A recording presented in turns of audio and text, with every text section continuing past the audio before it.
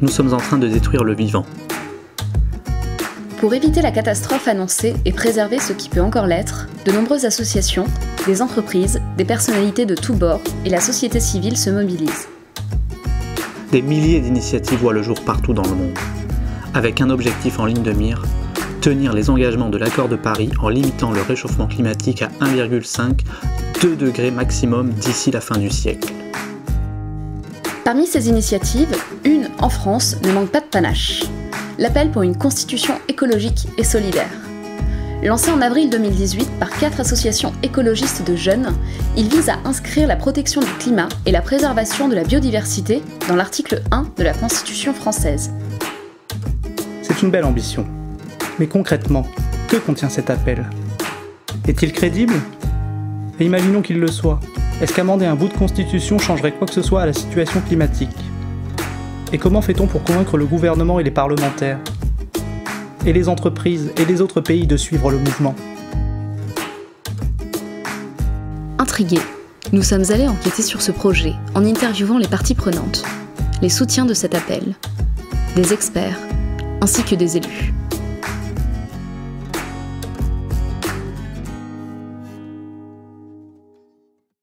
Elle est là, notre mission historique.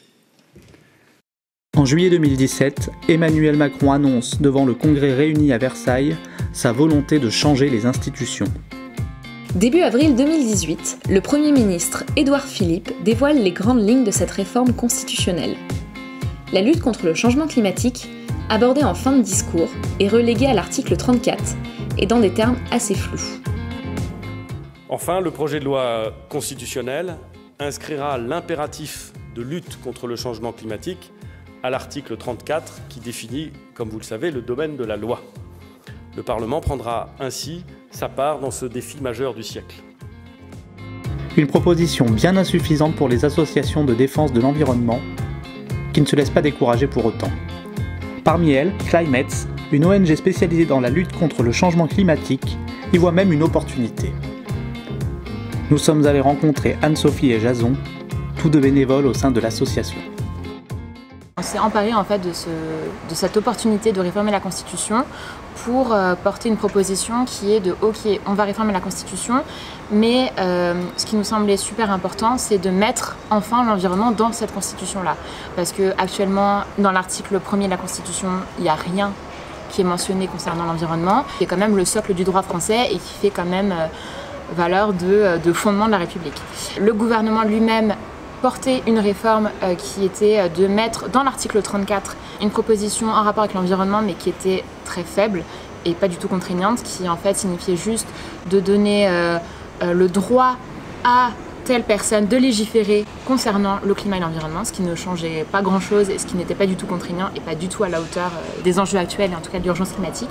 Et donc nous on s'est dit ok, on va profiter de la volonté du gouvernement de quand même mentionner le climat et l'environnement dans la Constitution, mais allons-y carrément et portons une vraie proposition.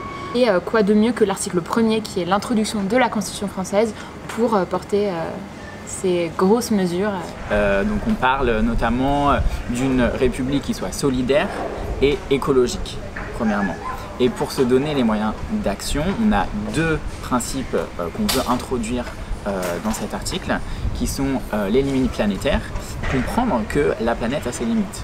Et deuxièmement, le principe de non-régression, c'est tout bête, c'est-à-dire que, imaginons que le gouvernement passe une loi, aujourd'hui, en 2018, avec ce processus de non-régression, on dit, dans le cadre de l'environnement, on fait un pas vers l'environnement, mais dans 1 an, dans 2 ans, dans 3 ans, on ne pourra pas revenir en arrière. Effectivement, il y a des aspects qui se voient au court terme, mais l'environnement, non, c'est pas possible. Il faut voir sur le long terme, il faut se projeter. Et si on ne se projette pas, on ne peut pas protéger la planète. Inscrire les limites planétaires et le principe de non-régression dans la Constitution, ça paraît maintenant évident. Mais est-ce que tu peux m'en dire un peu plus sur ces notions? Bien sûr. Établi en 2009 par 25 scientifiques, les limites planétaires identifient 10 processus environnementaux pour lesquels l'évolution depuis l'époque pré-industrielle a été observée et quantifiée. Des valeurs critiques, sorte de seuil idéal de non-dépassement, ont été proposées pour chacun de ces processus, que nous devrions respecter si l'humanité souhaite continuer d'évoluer dans un écosystème sain et sûr. Et sur ces 10 indicateurs, les voyants sont plutôt au vert? Pas vraiment, non. 4 ont même déjà été dépassés. L'érosion de la biodiversité, par exemple, pour laquelle le taux d'extinction normal des espèces est inférieur à 10 espèces par an sur 1 million. Or, le taux actuel d'extinction planète Terre serait 10 à 100 fois supérieur. Et ça veut dire quoi? Ça veut dire que ces disparitions ont des impacts majeurs sur les écosystèmes et sur les fonctions qui ne sont plus remplies par les espèces disparues. Bon, c'est clair. Effrayant, mais c'est clair. Et le principe de non-régression? Ça veut dire qu'on ne pourra pas revenir sur une loi votée en faveur de l'environnement. Cet appel est donc plus que nécessaire. Mais sais-tu comment toutes ces propositions ont été construites? Oui, si c'est Climates qui portent l'appel, ils ont été accompagnés par 3 autres associations partenaires qui ont également travaillé sur la rédaction en apportant toutes leurs différentes expertises. On a d'abord travaillé avec plusieurs associations, donc jeunesse, avocats, juristes, REFED, WARN et NAT, pour finalement co-créer la réécriture de notre article 1, l'article 1 qu'on connaît de la Constitution française. On a vu cette fenêtre de tir qui nous semblait pertinente et on s'est dit effectivement ce serait vraiment dommage qu'on fasse une réforme constitutionnelle et qu'on fasse que inscrire le climat, parce qu'aujourd'hui on ne peut plus se contenter de ça. En fait, le climat aujourd'hui ça se résume aux émissions carbone, très souvent. Et on peut se dire que si par exemple quelqu'un dit ah bah on va faire du chalut électrique qui utilise moins de ressources fossiles pour faire de la pêche, et bah du coup on est bon sur le climat, donc c'est ok. Oui, sauf qu'en termes de biodiversité, bah, c'est un massacre horrible, et donc ça passerait entre guillemets les mailles du filet si on mettait le climat dans la Constitution, et donc il faudrait faire plus que ça. Et donc, le projet s'est construit, c'est Climates qui a construit l'essentiel du projet avec une aide assez importante de Notre Affaire à tous, qui est une association de juristes, donc du coup ça aidait pour traiter de constitutionnalité. Et nous, le REFED, on a plutôt eu un rôle de relais. Donc en fait, on est parmi les porteurs du projet avec un ensemble d'autres associations, et nous on vient là en fait en tant que conseiller juridique ou expert juridique. Le but est, étant donné qu'on est une association formée de juristes et de constitutionnalistes, le but est d'apporter aussi nos forces de proposition, notre analyse des termes qui vont être employés. Quand on travaille un texte de droit constitutionnel, chaque mot a beaucoup de sens, a une valeur très importante et peut être aussi utilisé par la suite pour une QPC, donc une question prioritaire de constitutionnalité, pour un recours devant un tribunal administratif. Donc ce sont aussi les limites en fait du vocabulaire du droit qu'il faut analyser avant de proposer un amendement. On a travaillé beaucoup avec des professeurs extérieurs, dont Marianne Cohandé, Dominique Bourg, parallèlement, Valérie Cabanès. Tous les amendements qu'on a rédigés ont été ensuite relus par l'ensemble des associations, donc c'est vraiment un travail collectif. Nous, en tant que Notre Affaire à tous, on est venu là surtout pour entre guillemets, peut-être mettre parfois des limites juridiques à la faisabilité. On a aussi beaucoup travaillé sur les amendements de repli. On a beaucoup travaillé notamment dans la stratégie aussi des termes à choisir, à valoriser avec la Fondation pour la nature et l'homme, parce qu'évidemment lorsqu'on arrive avec un modèle de texte, il faut s'attendre à ce qu'il soit refusé. Quand on demande 10 choses, il faut s'attendre à ce qu'on n'en obtienne que 2, et donc il faut avoir toujours des stratégies de repli. Le WARN, donc, il a une facilité pour arriver à se connecter à des personnes et faire du lien. Le WARN a un très gros réseau, on connaît beaucoup de gens partout dans la France, et quand on organise assez régulièrement de gros événements, et justement c'est cet aspect mobilisation, fédération, connexion à des personnes. Et c'est ce genre de choses qu'on peut apporter, le fait de pouvoir connecter les gens et du coup le fait d'aller leur parler de l'appel pour une constitution écologique et de leur dire bah voilà, il y a ça, en ce moment il y a cette réforme de la constitution, le gouvernement n'est pas assez ambitieux, on veut pousser, on va faire ça. Le WARN, ça veut dire We are ready now. Et en fait, je pense qu'on est prêt maintenant à avoir une constitution écologique et à garantir, de par nos institutions, que l'État s'assure d'avoir un impact positif sur le climat et de ne pas aggraver son impact sur le climat, voire même de progresser jusqu'à avoir un impact neutre, voire positif. Moi qui avais peur que cet appel relève de l'utopie, j'avoue que je suis bluffé par la précision et le cadrage du projet. Tu peux. Loin d'être inutile, le travail a déjà permis de faire bouger les lignes. Le 20 juin 2018, Nicolas Hulot, alors ministre de la Transition écologique et solidaire, affirmait sa volonté d'inscrire la protection du climat et de la biodiversité dans l'article 1 de la Constitution. Ce que l'Assemblée nationale confirmait par vote le 12 juillet, en faisant inscrire la mention « La France agit pour la préservation de l'environnement, et de la diversité biologique et contre les changements climatiques. C'est formidable et c'est une belle victoire pour les associations. La France va donc se doter d'outils juridiques pour lutter contre le changement climatique. Les associations et leur soutien ne sont pas de cet avis. Dominique Bourg l'explique bien, il aimerait plus de précision quant à la sémantique employée. Le verbe agir, par exemple, ne lui paraît pas suffisamment contraignant. Dans le projet tel qu'il est maintenant, il est bien question d'ajouter le climat et même, je crois, la biodiversité à l'article 1, mais on parle d'une république qui agit et pas d'une république qui garantit ou qui assure, et ça n'a pas le même effet, ça n'a pas le même poids. Il faut bien voir que là, on doit lutter contre une tendance extrêmement forte, qui n'est pas qu'une tendance nationale, qui est une tendance internationale. Si vous vous dotez d'instruments juridiques faibles, vous n'avez aucune chance d'y parvenir. Autant que faire se peut, visons une formulation dont on pense, et dont on est en droit de penser qu'elle aura des effets non négligeables. Or, justement, l'ex-ministre de l'écologie avait proposé une formulation qui était très bien. En fait, c'est pas celle qui était retenue, en changeant simplement un mot. En effet, on a l'air loin du compte. Et quand il dit qu'on doit lutter contre une tendance extrêmement forte, il veut dire quoi, Dominique Bourg ? Pour le moment, ce qu'on a vu, c'est que la partie immergée de l'iceberg. Et on n'est pas au bout de nos peines.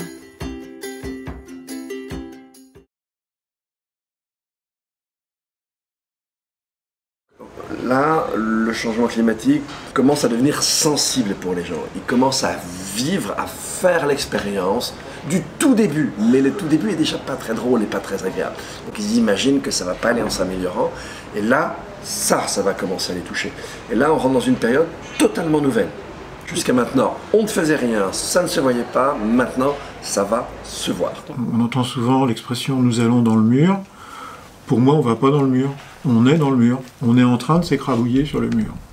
Alors pourquoi je dis ça ?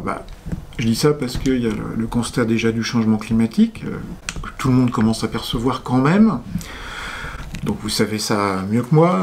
On est à 1 degré déjà d'augmentation de température moyenne. On va vers 3,5 degrés. Personne ne croit à la possibilité du 1,5 degré. Le dernier rapport du GIEC met bien les points sur les i. Vous voyez, là, on est à, en gros, 1 degré, 1 degré, 1 dixième de plus par rapport aux températures moyennes de la fin du 19e siècle. On pourrait être à 2 degrés, toujours avec le même référentiel, dans 20, 25 ans. Et donc là, vous avez vu déjà 1 degré, 1 degré, 1, ce que ça donne. Donc vous imaginez ce que ça va donner.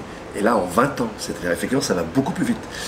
Donc on ne peut pas dire autre chose qu'on est arrivé à un point de rupture. On parle souvent de ces points de bascule. Je ne sais pas si on y est ou si on n'y est pas, mais ça en prend tout à fait l'allure.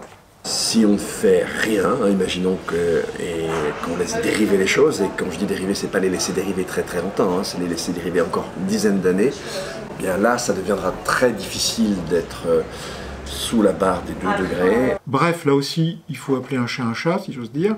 Eh bien, on assiste en direct à un effondrement du vivant à une vitesse grand V. Toutes les espèces sont adaptées à un tunnel de variation des températures qui ne dépasse pas les 2 degrés. Ça, c'est le premier problème. Deuxième problème, si on dépasse les 2 degrés, eh bien, on risque d'entrer dans des séries de rétroactions positives. Vous allez comprendre facilement. C'est quoi le premier gaz à effet de serre? C'est la vapeur d'eau. Quand il fait plus chaud, il y a plus de vapeur d'eau. Quand il y a plus de vapeur d'eau, il fait plus chaud. Quand il fait plus chaud, il y a plus de vapeur d'eau. Et hop, ça monte en spirale. Quand vous faites fondre les glaces estivales de l'Arctique, vous changez l'albédo, c'est-à-dire vous passez d'une couleur claire qui renvoie l'énergie, la lumière et la chaleur, à une couleur sombre, celle de la mer qui l'absorbe. Donc plus ça fond, et plus ça fond, et plus ça fond, et plus ça fond. Voilà. Et donc, et on pourrait très bien se retrouver, si vous voulez, avec ce qu'on appelle une planète chaude. Une planète chaude, c'est largement un peu, enfin c'est au-dessus de 3 degrés d'augmentation. Peut-être 4, peut-être 5, ou 3, 7, que sais-je. Et là, vous auriez une population humaine résiduelle. Ah ben c'est réjouissant. Oui, mais en même temps, ce n'est plus une surprise. Ça fait longtemps que les scientifiques ont tiré la sonnette d'alarme. Et le changement climatique et l'érosion de la biodiversité, ça se traduit comment ? Le phénomène changement climatique et les effets du changement climatique, ça n'est pas linéaire. ça va aller croissant, d'accord? De plus en plus vite et de plus en plus fort. Alors c'est quoi les conséquences du changement climatique? Ça va se traduire pour les gens essentiellement en événements extrêmes. Et effectivement, jusqu'à maintenant, en dehors des cyclones, on ne voyait pas bien, surtout si on regarde sur un temps très très long comme nous disaient les historiens, sur, je sais pas, si on remonte au XIIIe, XIVe, XVe siècle, on va toujours trouver des catastrophes qu'on peut recomposer, qui semblent aussi élevées que celles qu'on connaît. Sauf pour les cyclones. Les cyclones, ça a vraiment commencé à changer depuis une dizaine d'années. Alors surtout dans l'Atlantique Nord, ils sont devenus, mais même ailleurs, ils sont devenus, mais on parle de typhons, ils sont devenus de plus en plus puissants, à telle enseigne qu'on s'interroge sur le fait de créer une catégorie 6, au-delà de la catégorie 5, parce qu'on est aux limites de cette catégorie. Ça, c'est déjà sensible depuis quelques années. Maintenant, les autres aspects commencent à devenir sensibles. Alors c'est quoi? Vous avez les vagues de chaleur, les sécheresses, qui en général accompagnent les vagues de chaleur, les incendies, les inondations, les tempêtes.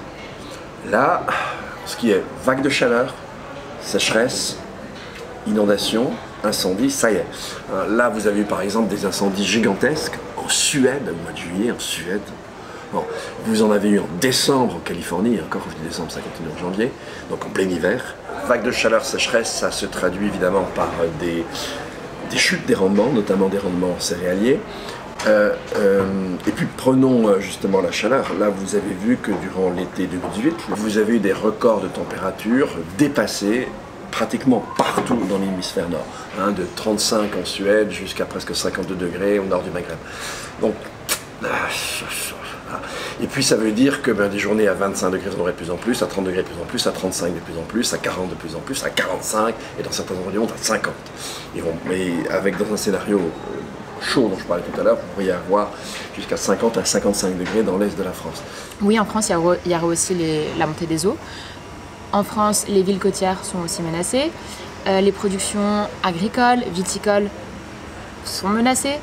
La neige qui fond, comment vont faire les skieurs pour aller skier dans les Alpes, les centrales nucléaires qui représentent aussi un danger, la pollution qui est de plus en plus présente, notamment à Paris ou dans des grosses villes où ça devient de plus en plus difficile de respirer un air pur. Tout ce qu'on fait aujourd'hui, c'est ça, c'est aller chercher les gens qui n'ont pas les connaissances ou qui ne sont pas intéressés pour essayer un peu petit à petit de planter la graine en disant voilà, qu'est-ce que ça t'évoque quand on parle de perte de biodiversité, de réduction de la production viticole française de 25% l'année dernière, quand on parle de la mort des abeilles, et tout ça c'est concret. Avant tout, c'est proche de nous. C'est ça qu'il faut se dire. Si vous voulez, encore une fois, le climat, c'est pour ça qu'il ne faut pas le distinguer du vivant. Le climat, ça veut simplement dire les conditions d'épanouissement de la vie sur Terre. Et ce qu'on est en train de faire, c'est de compromettre les conditions d'épanouissement de la vie sur Terre, lequel vivant est déjà en très mauvais état. C'est ça qu'il faut avoir en tête. Bon, on est bien clair, la planète, elle va s'en sortir sans nous, elle s'en sortait avant. Bon, voilà, on est juste en train d'essayer de détruire ce qui nous permet de vivre. Bon, donc c'est quand même nous qui allons être les premiers impactés. Mais qu'est-ce qu'on fait? Qu'est-ce qu'on fait pour sauver cette humanité sur Terre? Bon c'est foutu. Les spécialistes le disent, certains effets du changement climatique sont déjà irréversibles, comme, sans doute, contenir le réchauffement à 2 degrés. Donc c'est foutu. Attends, on n'a pas tout entendu. Non, tout n'est pas perdu, ça c'est très important. Si vous voulez, la marge d'action, elle reste très importante. Simplement, même si on est très efficace, de toute façon, la planète ne nous offrira pas les mêmes conditions à la fin du siècle que maintenant. Quand je dis à la fin du siècle, je suis généreux, dans les prochaines décennies. Ça, de toute façon, ça c'est trop tard. En revanche, il n'est pas trop tard pour éviter les scénarios les plus destructeurs. Donc de toute façon, il va falloir faire des efforts énormes. On peut les faire parce qu'il y a des solutions technologiques, biologiques. Ça, les solutions, il y en a plein. Le problème, c'est les changements culturels, économiques, politiques. On a quand même quelques raisons de ne pas être résigné et de continuer à se mobiliser. Mais c'est certain qu'il faut amorcer une transition drastique dès maintenant. Oui. Mais on est sûr qu'amender la Constitution, ça va changer quelque chose ? Il y a déjà des lois, des chartes, des accords qui ont été votés. L'accord de Paris, par exemple, international et historique, n'est pas du tout respecté.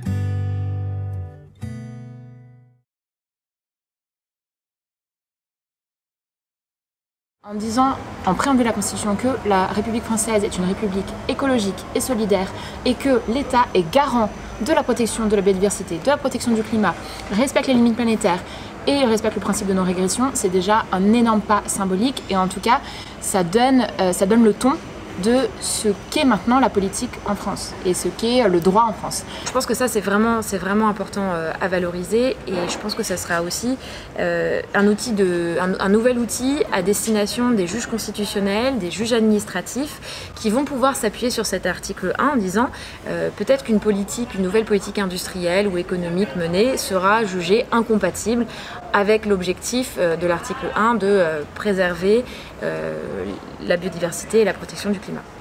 Le respect de l'environnement n'est pas contraignant. Il faut qu'il soit contraignant. Il faut que ce soit quelque chose qui puisse permettre des actions en justice si on mène des actions qui vont à l'encontre de cet environnement. Ça doit être obligatoire. En fait, c'est la base. En ce moment, on est en train de dire, nous, on veut œuvrer pour une société qui va être enfin l'organisation d'un monde durable, mais on n'a même pas les règles qui font qu'on peut vivre durablement.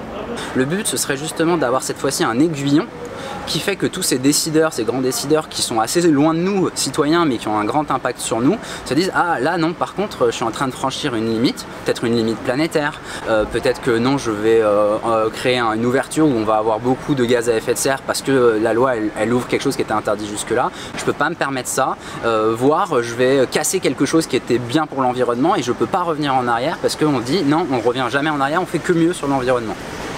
Et bah, c'est un peu un des textes fondateurs dont découlent tous les autres. Donc dès qu'il y a des lois qui sont votées qui ne seront pas écologiques, qui ne seront pas en faveur de la protection de l'environnement et notamment pour les générations futures, bah, on pourra toujours référer à ce premier article de dire bah non, en fait les mecs là c'est pas du tout écologique, ça va à l'encontre de la protection de la biodiversité ou ça accélère les réchauffements climatiques, donc non, c'est mort.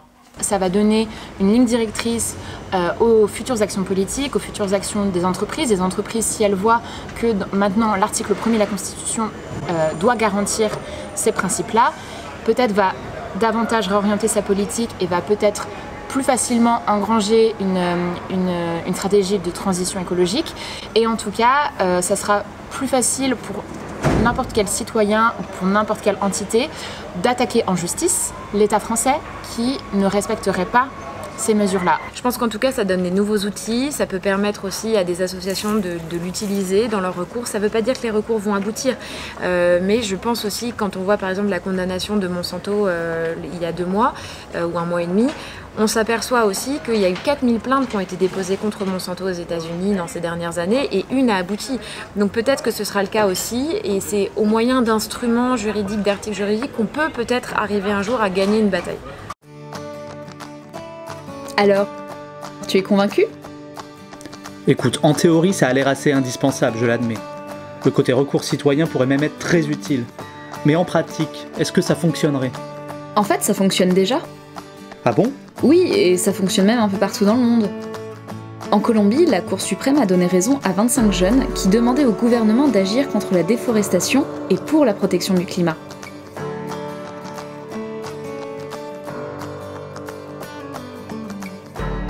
Aux Pays-Bas, la justice a ordonné au gouvernement néerlandais de revoir à la hausse ses objectifs sur la réduction des émissions de gaz à effet de serre, au nom de la protection des droits de ses citoyens. Et ce ne sont là que 2 exemples. Ok. Forte valeur symbolique, définition d'un cap collectif en matière de respect de l'environnement et de transition écologique, possibilité de recours citoyen... Quoi? T'es toujours sceptique? Comme on l'a déjà évoqué, des lois existent en France, à l'échelle européenne et même au niveau international, mais les industriels et les multinationales savent très bien les contourner. Enfin voilà, la question est de savoir qui respecte la Constitution, qui fait vivre les amendements et les articles de la Constitution et qui leur donne corps au quotidien, dans les décisions. Est-ce que ceux qui inscrivent dans la Constitution certains nouveaux articles ne sont pas ceux qui derrière savent le mieux les contourner? J'en sais rien. Ce qui est sûr, Toute chose égale par ailleurs, autant avoir ces notions inscrites dans notre Constitution.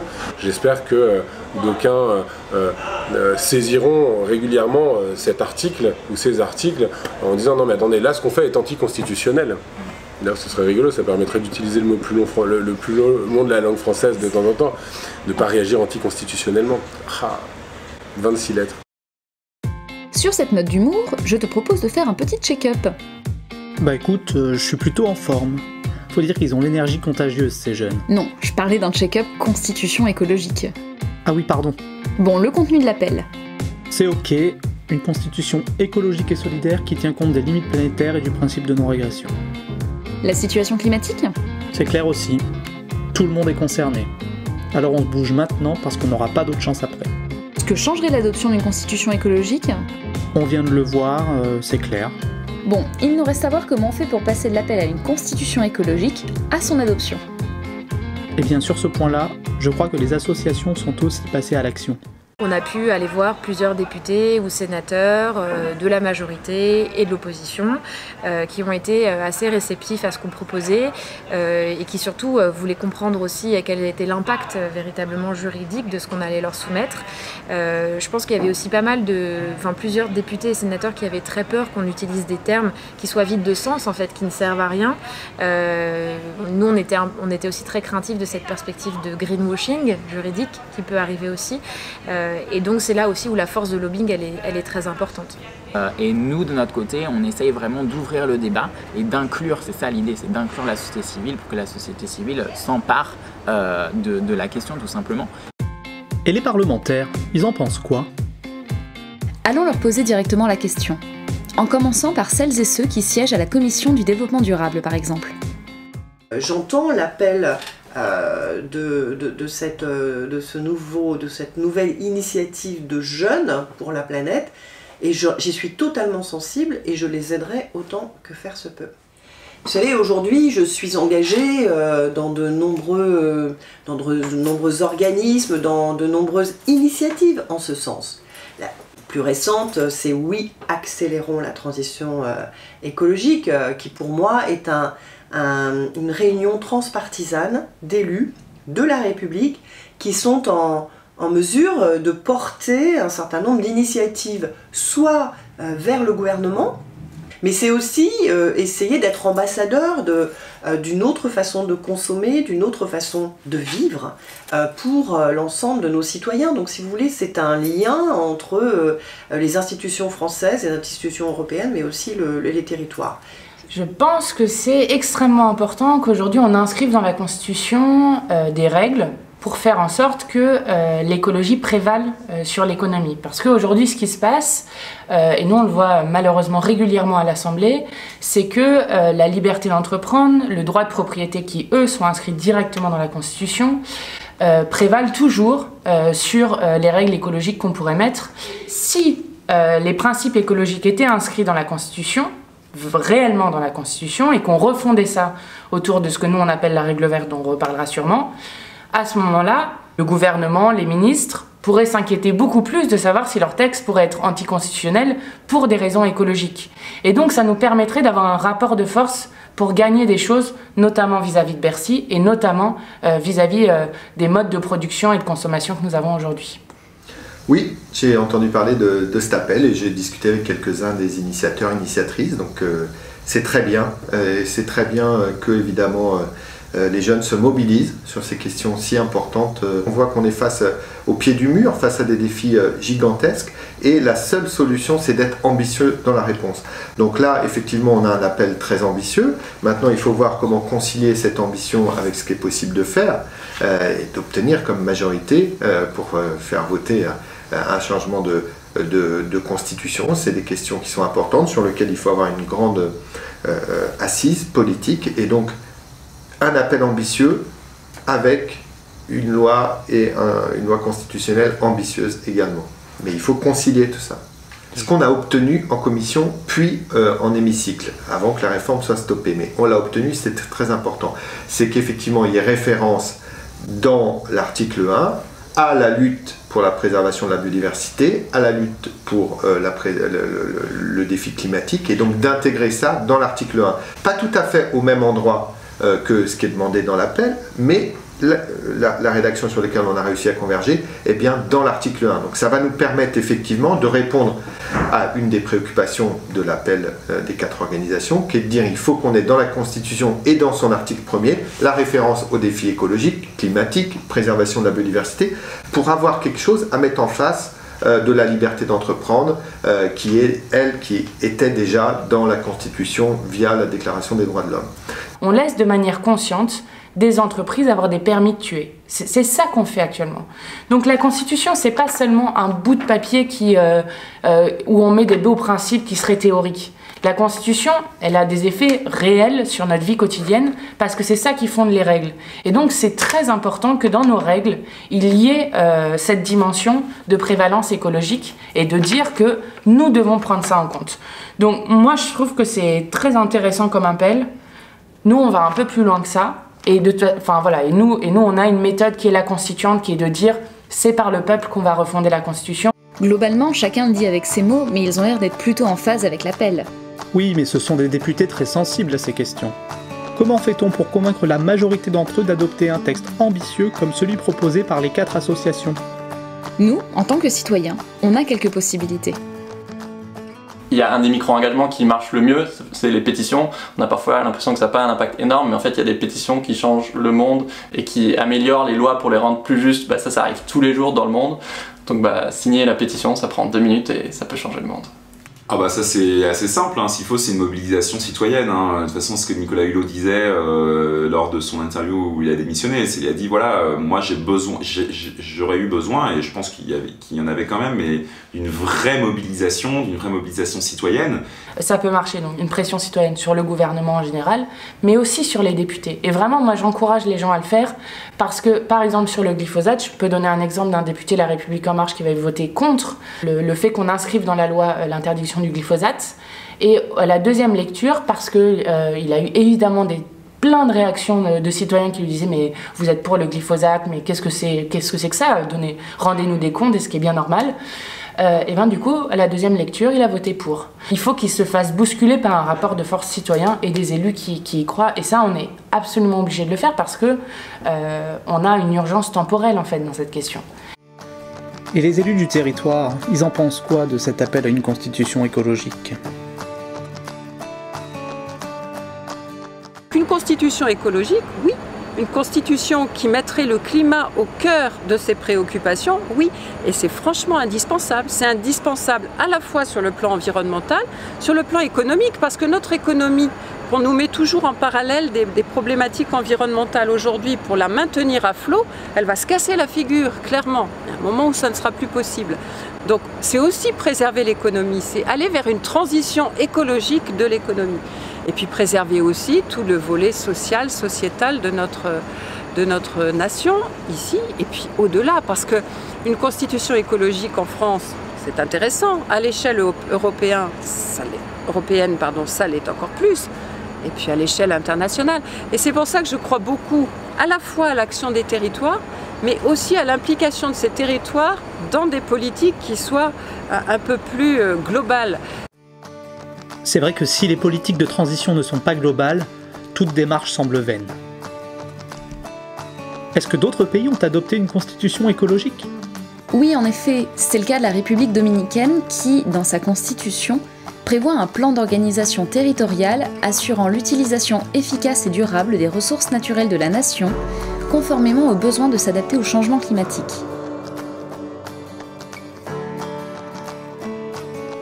La Côte d'Ivoire stipule dans le préambule de sa constitution que le peuple ivoirien s'engage à contribuer à la protection du climat et au maintien d'un environnement sain pour les générations futures. La Tunisie, les Pays-Bas, la Norvège et d'autres pays encore ont intégré dans leur constitution le devoir de protéger l'environnement et le droit pour chaque citoyen et citoyenne de jouir d'un environnement sain. Et les entreprises, elles soutiennent cet appel ? Pas toutes les entreprises, mais certaines, oui. Alors pourquoi est-ce que justement on a décidé de répondre à l'appel pour la constitution écologique plutôt qu'un autre projet environnemental en France ? Il y a plusieurs choses. D'abord, on a trouvé le projet de Climate très ambitieux et très courageux aussi, parce que c'est pas tous les jours qu'on réforme la Constitution française, qui est quand même le texte, le contrat social de notre société. C'est un message qui est fort pour la France, et c'est un message aussi de la France au monde entier, c'est-à-dire nous on pense qu'effectivement en France il y a énormément d'innovations qui se font dans ces domaines-là, on a énormément de savoir-faire, et le fait de l'inscrire directement dans la Constitution, ça peut justement permettre de fédérer en fait ensemble ce dont je parlais tout à l'heure, les acteurs de la vie politique, les acteurs de la vie économique et les acteurs de la société civile. Et le mettre dans la Constitution, c'est un très beau résumé de tout ça. C'est quelque chose qu'on trouve assez épatant en fait, que Climate ait réussi à réunir autour de la table des acteurs associatifs, des entreprises engagées, des artistes, des chercheurs, des blogueurs, etc. Et voilà, c'est pas tous les jours qu'on arrive à avoir une union autour d'un objectif commun. Pour nous, toutes les entreprises du domaine de la cosmétique devraient respecter en fait des principes fondamentaux que vous véhiculez, notamment dans la constitution écologique. Pour nous, c'est inhérent même au fait de développer des cosmétiques. On ne peut pas réfléchir autrement que comme ça. L'entreprise et la vie économique du pays n'est pas à séparer de ces questions environnementales. Au contraire, il faut que l'économie, en tout cas, s'empare aussi et que les entreprises s'emparent de ces questions. C'est ça qu'on veut montrer. Et concrètement, nous, voilà, on a relayé directement auprès de tous nos utilisateurs l'appel pour les inviter à signer. En gros, derrière, ça va fonctionner en cascade, c'est ce qu'on espère. C'est que dans toute l'industrie derrière, ça puisse influer et que du coup, il y ait une réelle prise de conscience. Aujourd'hui, on voit que les industriels en parlent, mais on n'a pas forcément une prise de conscience concrète. Et en fait, nous, notre but, c'est à notre échelle, hein, on est encore une toute petite marque, mais c'est justement de faire prendre conscience qu'on peut faire les deux. On peut développer une marque qui fonctionne, qui plaise et qui soit respectueuse en fait, de l'environnement. On aspire à ce que le secteur privé puisse devenir un vrai acteur de l'intérêt général. Et ça, c'est quelque chose pour lequel on milite depuis 40 ans. Quand Ben & Jerry's ont décidé de créer Ben & Jerry's il y a 40 ans, être une entreprise engagée, être une entreprise sociale, ça venait de nulle part. C'était un peu loufoque d'avoir des envies de ce type, de penser un système capitaliste plus sain et plus redistributif. Une deuxième aspiration qu'on a pour la planète, c'est tout simplement un monde plus juste et plus inclusif. Et comme le résume Jerry assez bien, et simplement on pense que tout le monde devrait avoir droit à une juste part du gâteau. Tiens, ça me fait penser qu'on parlait au début d'une constitution qui était écologique et solidaire. Or jusqu'ici on a beaucoup parlé d'écologie, mais alors la solidarité, pas tant que ça. N'oublions pas le titre de ce ministère créé par Hulot, transition écologique et solidaire. Solidaire, c'est la condition de la transition. Si on n'est pas solidaire et équitable, c'est cuit. Qu'a dit notre ministre quand il a annoncé sa démission à la radio, il a dit en gros le système capitaliste et libéral ne fonctionne pas, quoi, nous emmène dans le mur, et tant qu'on veut faire le en même temps, libéral, libre concurrence, traité de libre-échange, etc., et en même temps essayer de préserver la planète, ça marche pas. Donc là il faut se fixer comme unique priorité de régénérer les écosystèmes, de recréer du lien entre les peuples et entre les cultures, c'est pour le volet social, et une fois si on a d'autres priorités, on se trompe. Nous, le climat, c'est vraiment un focus fort sur lequel on a voulu mettre l'accent. On vient, Vincent et moi aussi, de milieux d'activistes qui se battent là-dessus depuis longtemps, parce qu'on pense que c'est ce qu'on appelle la mère des batailles, et qu'en tout cas, c'est une bataille qui a lieu maintenant, qu'on ne pourra pas rejouer à l'avenir, et si on la perd, ça influence toutes les autres batailles qu'on essaye de jouer derrière. Les droits humains, la solidarité, les migrations, etc., etc. Tout ça, en fait, ça va être beaucoup plus compliqué dans un monde à plus 3, plus 4 degrés. Donc vraiment, on pense qu'il y a un accent à mettre très fort maintenant pour empêcher le pire, tout en faisant bien le lien avec les autres batailles. Nous, on est très engagés sur le climat, mais on pense qu'on se bat pour un monde juste et durable pour tous. On pense que c'est possible et qu'il faut en tout cas faire le maximum pour ça. Et typiquement, on a fait des vidéos sur l'accueil des migrants, sur la surconsommation, sur le féminisme, etc., parce qu'on pense que tout ça est lié, que la bataille climatique, elle se bat aussi pour un monde plus solidaire. Parce que c'est bête à dire, mais si on ne sauve pas le climat, on n'arrivera pas à sauver la solidarité, et il y aura de plus en plus de problématiques sociales, et les problématiques sociales seront de plus en plus aggravées Donc il faut vraiment sauver le climat. Et aujourd'hui, si on n'arrive pas à relever le défi climatique, eh bien on va perdre tout ce qui a de l'importance à nos yeux. L'économie, la solidarité, la santé, l'emploi, l'éducation, les équilibres internationaux, la paix, tout ça va être fracturé si jamais on n'arrive pas à résoudre et à relever le défi climatique. Donc oui, il faut trouver un nouveau mode de développement. Oui, ça passe par plus de solidarité. Oui, ça passe par une conception différente de la croissance économique, mais tout ça c'est compliqué, il faut arriver à le faire, en plus très rapidement, mais je crois que malgré tout on a un petit pourcentage de chances d'y arriver, il faut absolument tout tenter pour arriver à relever ces défis.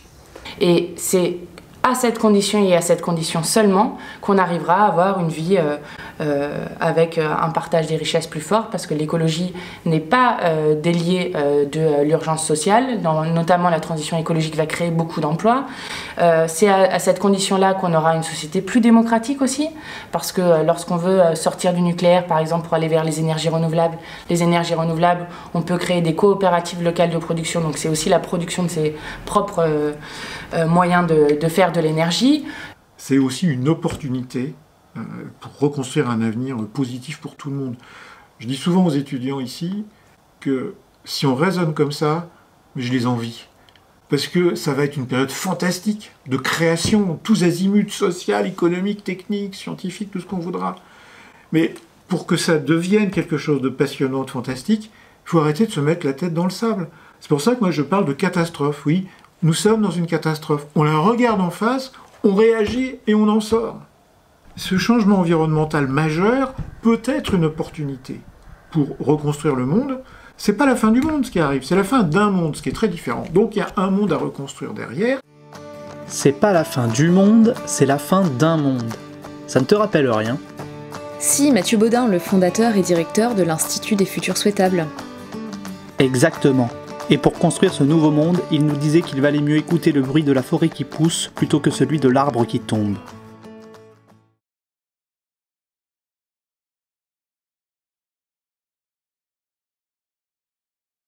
Préparer le futur, c'est ce qui nous anime à l'Institut des Futurs Souhaitables. Et on a une communauté de conspirateurs positifs qui nous aident à transformer positivement le monde, du moins à y contribuer. Tous ces gens dont on a le bonheur de croiser tous les jours l'existence, c'est profondément des audacieux qui pensent qu'un autre monde est déjà là. C'est pas impossible, c'est déjà là. Et ils y contribuent à leur manière. Moi, mon credo, c'est si on veut tous vivre ensemble dans un monde plus durable, plus égalitaire, plus heureux, il faut qu'on se responsabilise, il faut qu'on reprenne notre pouvoir d'être acteur de ce monde. Aujourd'hui, on est spectateurs, consommateurs de notre société, et il faut qu'on soit tous là capables d'agir et de participer à cette construction. Et par quoi ça passe? Ça passe, selon moi, par l'action individuelle du quotidien. On doit retrouver son pouvoir dans toutes les actions qui font notre quotidien, qui sont le fil rouge de notre vie. Et ce pouvoir-là nous permet d'avoir des bases solides pour derrière aller rayonner collectivement, agir collectivement et participer ensemble à ce mouvement collectif. Ça fait beaucoup de fois collectif, mais en fait, ce collectif est la somme des individualités et ça nous permet d'agir derrière. Et pour moi, c'est notre seul salut et ça ne viendra que des citoyens, mais que de citoyens organisés. Parce qu'il ne faut pas se leurrer. En face, les tenants du pouvoir et du système sont hyper bien organisés, sont hyper financés, Et tous les petits colibris que nous sommes, si jamais on ne se met pas en ordre de marche vraiment et qu'on ait une stratégie efficace à la hauteur de leur stratégie à eux, on n'y arrivera pas. Donc voilà, embarquer tout le monde, c'est peine perdue, ça ne marchera pas. Il y a des gens pourtant très intelligents, très conscients qui ne veulent pas franchir le pas et pour qui le changement est impensable. En revanche, embarquer suffisamment de gens pour faire vaciller le système, oui, c'est ça qu'il faut faire. Nous, on pense que la bataille climatique, en tout cas le dérèglement climatique, il continue et il s'aggrave de plus en plus, notamment parce qu'il y a un certain nombre de points de blocage. Notre système politique et nos dirigeants ne sont pas calibrés, ne sont pas sensibilisés et n'ont pas prévu d'inclure ça dans leur politique. Et pareil pour la plupart des multinationales finalement, et la plupart des entreprises. Une entreprise, son but c'est avant tout de faire du profit, donc de chercher la croissance, et c'est complètement incompatible, en tout cas avec la transition écologique et avec l'impératif de de réduire notre consommation et de réduire nos émissions de gaz à effet de serre. Et ça, c'est très important. L'écologie, c'est aussi ce qui donne un sens à l'horizon commun qu'on va créer. Et du coup, c'est un projet qui est très enthousiasmant aussi et qui nous force à faire cette bifurcation de société. Ce qu'on essaie de porter avec cet appel, c'est ce récit d'un futur souhaitable et d'un futur possible. Nous, ce qu'on aimerait, c'est de voir une France où le développement des énergies renouvelables est vraiment effectif, où on n'utilise plus de pesticides, où du coup on s'appuie sur une agriculture biologique, sur de la permaculture, qui fait que les sols reprennent vie. On aimerait voir les montagnes sauvegardées, on aimerait voir une mobilité différente. Les gens prenant le vélo ou prenant des modes de transport plus responsables et plus durables que la voiture ou que l'avion. Toutes celles et ceux qui veulent faire une petite différence sont des conspirateurs positifs. Toutes celles et ceux qui pensent qu'un demain qui donne envie d'aller vers lui est possible sont des conspirateurs positifs. Toutes celles et ceux qui sont sur eux-mêmes leur propre terrain d'expérimentation pour une petite différence sont des conspirateurs positifs. Donc il y en a plein en fait. La seule chose c'est qu'ils se sentent esseulés. Or, il faudrait dire aux médias, et vous en faites bon écho, que nous sommes légion en fait. On est plein. Donc ça déjà, ça nous rassérène. On n'est pas une anomalie du système, on est des explorateurs du suivant. Et comment on passe dans le nouveau système? Eh bien, on peut commencer par changer le récit commun. Ah oui, on arrête de faire croire que le bonheur c'est de changer de smartphone tous les ans et on se concentre sur l'essentiel. Est-ce que les médias n'auraient pas un rôle à jouer dans ce domaine ? Leur relais est absolument fondamental. Après, force est de constater que sur les questions d'écologie, on commence à mieux en parler aujourd'hui, mais ça a toujours été poussif, en retard, traité de manière parcellaire, fragmentée, et non considéré comme un fait social, un fait de société, ou comme faisant partie de la politique d'aujourd'hui. Donc souvent, on passait l'écologie derrière les questions politiques ou économiques, alors que ça devrait être au centre de l'information et de la grille de lecture qu'on doit promouvoir. C'est le tout premier JTR, l'actu des vivants qui veulent le rester.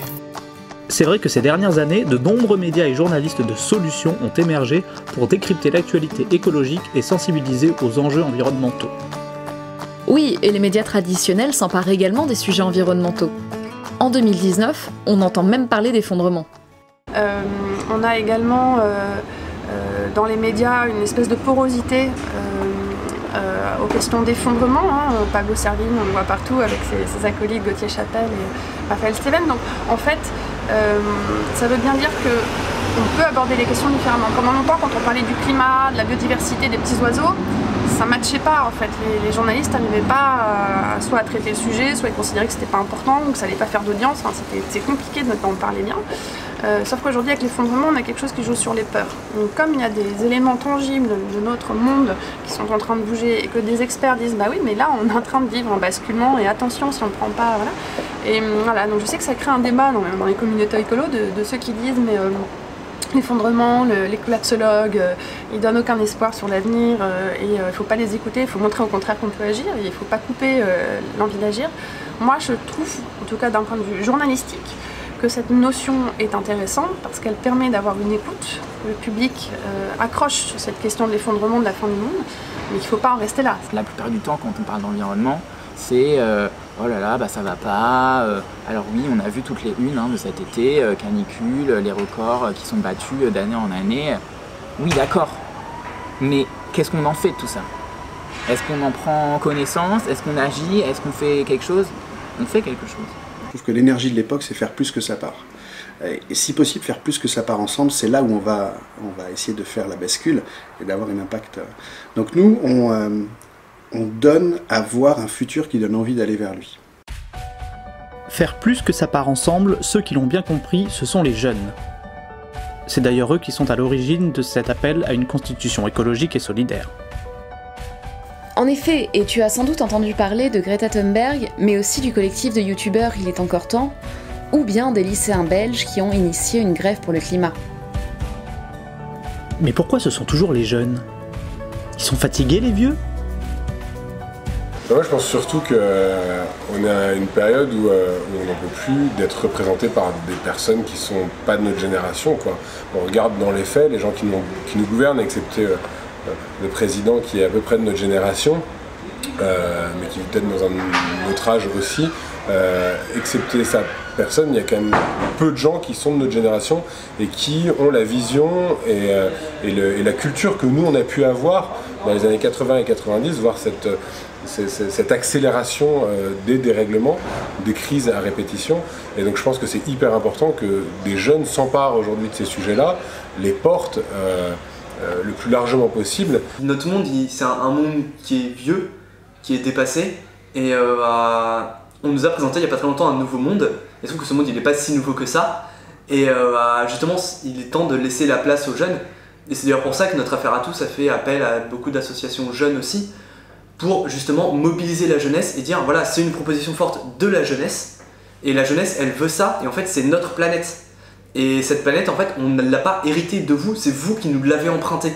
Une des idées principales du REFED, c'est que toucher les étudiants, c'est extrêmement important parce que c'est à peu près le moment idéal dans la vie d'une personne où on peut la toucher sur ces sujets.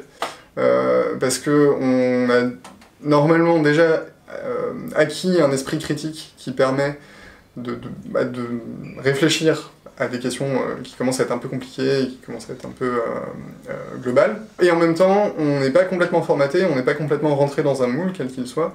Donc on a encore un esprit quand même ouvert, qui justement permet de se poser des questions un peu, on va dire, pas évidentes, et qui peuvent remettre en cause pas mal de choses.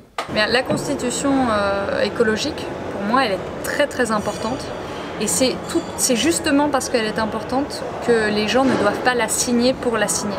Je pense que c'est important qu'on ait un maximum de signatures, de la relayer. Néanmoins, c'est important surtout de la comprendre et que les gens qui l'aient lue aient le bagage aussi pour pouvoir saisir tout ce qu'elle engendre, parce que sinon ça risque d'être un coup d'épée dans l'eau. Même si on a énormément de signatures, même si on arrive à la faire passer, si les gens ne se l'approprient pas et ne comprennent pas l'importance de l'avoir et de ce qu'elle représente, malheureusement ça risque d'être un petit peu voilà, inutile. C'est vraiment important qu'on revienne à la politique, police voilà, du peuple, que tout le monde s'empare de ces sujets-là. Ce qui est important avec cet appel, c'est de dire qu'on n'a pas besoin d'être expert, que la jeunesse est légitime et il faut se donner les moyens d'être légitime. On est né dans une période où on n'a pas eu le choix que de s'adapter et de comprendre le mécanisme et la transition à faire. Avant, il n'y avait pas cette prise de conscience, ils ne sont pas nés avec cette prise de conscience, donc l'adaptation est peut-être plus compliquée pour eux, mais nous on n'a pas eu le choix, il faut regarder vers l'avenir, on ne va pas arrêter de regarder vers le passé. Aujourd'hui le constat il est fait depuis des années et des années et des années, la situation ça va pas. Bon très bien, nous en tant que jeunes, oui la situation ça va pas, mais on va pas s'arrêter pour dire la situation on peut rien faire, donc du coup on va s'asseoir et puis voilà, on va regarder les trains passer et puis rien va se passer. Non, au contraire, il faut transformer ce constat, et nous c'est ce qu'on essaye de faire, on transforme ce constat en action positive pour donner à chacun, aux citoyens, le potentiel, les outils de devenir acteur d'aujourd'hui avant tout, parce qu'on parle souvent, quand on parle d'environnement, on parle de futur, non c'est aujourd'hui qui est important. Nous sommes à un point de basculement. Pour le meilleur ou pour le pire. Si 2018 fut l'année de la prise de conscience, 2019 doit être celle du passage à l'action. Après des dizaines d'appels souvent restés lettres mortes ces dernières décennies, il est probable que cet appel à une constitution écologique et solidaire, certainement un des plus rassembleurs et des plus ambitieux, soit le dernier appel.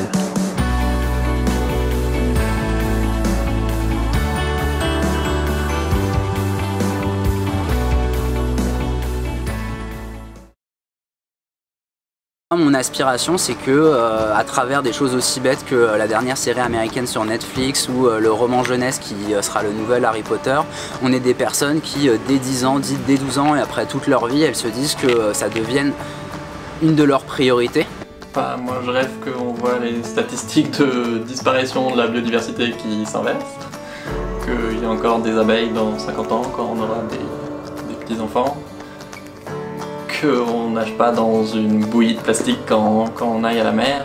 Si j'agis et si je porte Ça commence par moi et que je continue à porter cette thématique, c'est parce que c'est un moment heureux. Je rencontre des gens géniaux, je découvre des modèles de société qui sont passionnants et de se sentir acteur à une toute petite échelle, mais c'est un bonheur inépuisable. Le seul espoir que j'ai, et c'est quand même pas banal, quoi, c'est dans la comptabilité, c'est de compter les choses qui comptent vraiment. Et aujourd'hui, on compte pas les choses qui comptent. On compte que l'argent. Et en fait, il faut compter notre capital naturel, notre capital humain. Et si on le voit s'amenuiser, bah en fait, il faut tout faire pour le réhabiliter, pour le reformer, quoi. La question Miss France, mon bonheur sur cette planète, dur à dire. Moi, vraiment, je trouve plaisir et joie à voir quand des collectifs et des gens très différents arrivent à travailler ensemble pour un même objectif. Et c'est pas facile, ça demande du temps, ça demande de l'énergie, ça demande du débat, ça demande de la compréhension mutuelle, beaucoup de pédagogie, d'empathie, etc. Mais quand ça marche, quand ça donne un gros truc, moi ça me rend extrêmement heureux. Et je trouve que c'est ce qui a été fait avec la vidéo Il est encore temps, le site Il est encore temps et les marches pour le climat, et qu'il faut qu'on continue de faire ça.